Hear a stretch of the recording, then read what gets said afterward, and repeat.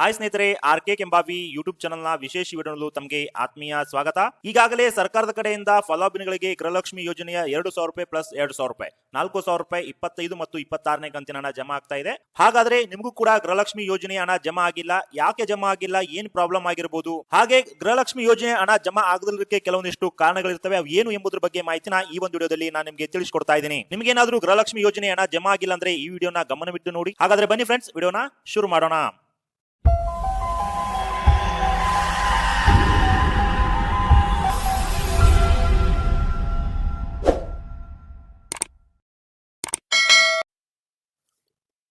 ಹೌದು ಫ್ರೆಂಡ್ಸ್, ಈಗ ಸರ್ಕಾರದ ಕಡೆಯಿಂದ ಗೃಹಲಕ್ಷ್ಮಿ ಯೋಜನೆಗೆ ಅರ್ಜಿಯನ್ನು ಹಾಕಿದವರ 25 ಮತ್ತು 26ನೇ ಕಂತಿನ ಹಣ 2,000 ರೂಪಾಯಿ ಪ್ಲಸ್ 2,000 ರೂಪಾಯಿ ಟೋಟಲ್ ಆಗಿ 4,000 ರೂಪಾಯಿ ಹಣ ಜಮಾ ಆಗ್ತಾ ಇದೆ. ಆದ್ರೆ ಕೆಲವೊಂದಿಷ್ಟು ಮಹಿಳೆಯರಿಗೆ ಗೃಹಲಕ್ಷ್ಮಿ ಯೋಜನೆ ಹಣ ಜಮಾ ಆಗ್ತಾ ಇಲ್ಲ, ಕೆಲವೊಂದಿಷ್ಟು ಪ್ರಾಬ್ಲಮ್ ಇಂದ ಜಮಾ ಆಗ್ತಾ ಇಲ್ಲ ಅಂತ ತಿಳಿದು ಬಂದಿದೆ. ಹಾಗಾದ್ರೆ ಯಾವ ಒಂದು ಪ್ರಾಬ್ಲಮ್, ಯಾವ ಟೆಕ್ನಿಕ್ ಇಶ್ಯೂ ಇಂದ ನಿಮಗೆ ಹಣ ಜಮಾ ಆಗಿಲ್ಲ ಎಂಬುದನ್ನು ನೀವು ಕೂಡ ಖಾತ್ರಿಪಡಿಸಿಕೊಳ್ಳಿ. ಅವು ಯಾವ ಕಾರಣಗಳಿಂದ ನಿಮಗೆ ಗೃಹಲಕ್ಷ್ಮಿ ಯೋಜನೆ ಹಣ ಜಮಾ ಆಗದೆ ಇರಬಹುದು ಎಂಬುದರ ಬಗ್ಗೆ ಮಾಹಿತಿನ ತಿಳಿಸ್ಕೊಡ್ತಾ ಇದ್ದೀನಿ.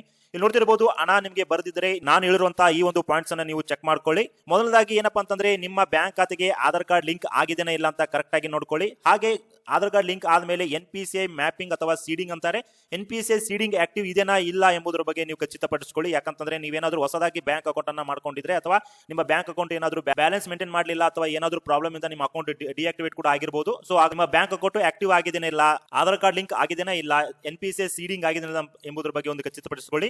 ಹಾಗೆ ಎರಡನೇದಾಗಿ ರೇಷನ್ ಕಾರ್ಡ್ ಮತ್ತು ಆಧಾರ್ ಕಾರ್ಡ್ ಬ್ಯಾಂಕ್ ಪಾಸ್ಬುಕ್ ನಲ್ಲಿ ಹೆಸರು ಒಂದೇ ರೀತಿಯಾಗಿರಬೇಕು, ಯಾವುದೇ ರೀತಿಯಾಗಿ ಸ್ಪೆಲ್ಲಿಂಗ್ ಮಿಸ್ಟೇಕ್ ಇರಬಾರ್ದು. ಅದನ್ನ ನೀವು ಕರೆಕ್ಟ್ ಇದೆನಾ ಇಲ್ಲ ಅಂತ ಒಂದ್ಸರಿ ಚೆಕ್ ಮಾಡ್ಕೊಳ್ಳಿ. ರೇಷನ್ ಕಾರ್ಡ್ ದಲ್ಲಿ ಯಾವ ತರ ಹೆಸರು ಇರುತ್ತೆ, ಆಧಾರ್ ಕಾರ್ಡ್ ದಲ್ಲಿ ಯಾವ ತರ ಇರುತ್ತೆ, ಮತ್ತು ಅದೇ ರೀತಿಯಾಗಿ ಬ್ಯಾಂಕ್ ಪಾಸ್ಬುಕ್ ಕೂಡ ಅದೇ ರೀತಿಯಾಗಿ ಹೆಸರು ಇರಬೇಕಾಗುತ್ತೆ. ಮೂರನೇದಾಗಿ ತಮ್ಮ ರೇಷನ್ ಕಾರ್ಡ್ ದಲ್ಲಿ ಎಲ್ಲಾ ಸದಸ್ಯರ ಒಂದು KYC ಆಗಿರಬೇಕಾಗುತ್ತೆ ಫ್ರೆಂಡ್ಸ್. ಇದನ್ನ ನೀವು ಆಗಿದೆನಾ ಇಲ್ಲ ಅಂತ ಒಮ್ಮೆ ಖಚಿತಪಡಿಸಿಕೊಳ್ಳಿ. ಸೊ ಹೀಗಾಗಿ ನಿಮ್ಮ ಬ್ಯಾಂಕ್ ಅಕೌಂಟ್ ಆಕ್ಟಿವ್ ಇದೆನಾ ಇಲ್ಲ, ಆಧಾರ್ ಕಾರ್ಡ್ ಲಿಂಕ್ ಆಗಿದೆಯಾ ಇಲ್ಲ, NPCI ಮ್ಯಾಪಿಂಗ್ ಆಗಿದೆಯಾ ಇಲ್ಲ, ಈ KYC ಪೂರ್ಣಗೊಂಡಿದೆಯಾ ಇಲ್ಲ, ಹಾಗೆ ರೇಷನ್ ಕಾರ್ಡ್ ದಲ್ಲಿ ಆಧಾರ್ ಕಾರ್ಡ್ ದಲ್ಲಿ ಬ್ಯಾಂಕ್ ನ ಹೆಸರು ಸೇಮ್ ಇದೆಯಾ ಇಲ್ಲ ಅಂತ ನೀವು ಒಮ್ಮೆ ಚೆಕ್ ಮಾಡ್ಕೊಳ್ಳಿ. ಹಾಗೆ ಒಂದು ವೇಳೆ ಎಲ್ಲವೂ ಕೂಡ ಕರೆಕ್ಟ್ ಆಗಿತ್ತಪ್ಪ ಅಂತಂದ್ರೆ, ಎಲ್ಲವೂ ಕೂಡ ದಾಖಲೆ ಕರೆಕ್ಟ್ ಇದ್ದು ಕೂಡ ನಿಮ್ಗೆ ಹಣ ಬರ್ಲಿಲ್ಲಪ್ಪ ಅಂತಂದ್ರೆ, ನೀವು ಬ್ಯಾಂಕಿಗೆ ಹೋಗಿ ಒಂದ್ಸರಿ ಚೆಕ್ ಮಾಡ್ಕೊಳ್ಳಿ, ಅಥವಾ ನಿಮ್ಮ ಹತ್ತಿರದ ಮಹಿಳಾ ಮತ್ತು ಮಕ್ಕಳ ಅಭಿವೃದ್ಧಿ ಇಲಾಖೆ ಒಂದು ಕಚೇರಿಗೆ ಭೇಟಿ ನೀಡಿ ಇದರ ಬಗ್ಗೆ ನೀವು ತಿಳ್ಕೋಬಹುದು. ಹಾಗೂ ಇನ್ನೊಂದು ಕೂಡ ಆಪ್ಷನ್ ಇದೆ, ನಿಮ್ಮ ಒಂದು ಗೃಹಲಕ್ಷ್ಮಿ ಯೋಜನೆ ಹಣ ಬಂದಿದೆನಾ ಇಲ್ಲ ಅಂತ ನೀವು ಆನ್ಲೈನ್ ನಲ್ಲಿ ಮನೆಯಲ್ಲೇ ಕುಳಿತು ಆನ್ಲೈನ್ ನಲ್ಲಿ ಚೆಕ್ ಮಾಡ್ಕೋಬಹುದು. ಅದುವೇ DBT ಕರ್ನಾಟಕ ಆಪ್ ಅಂತ.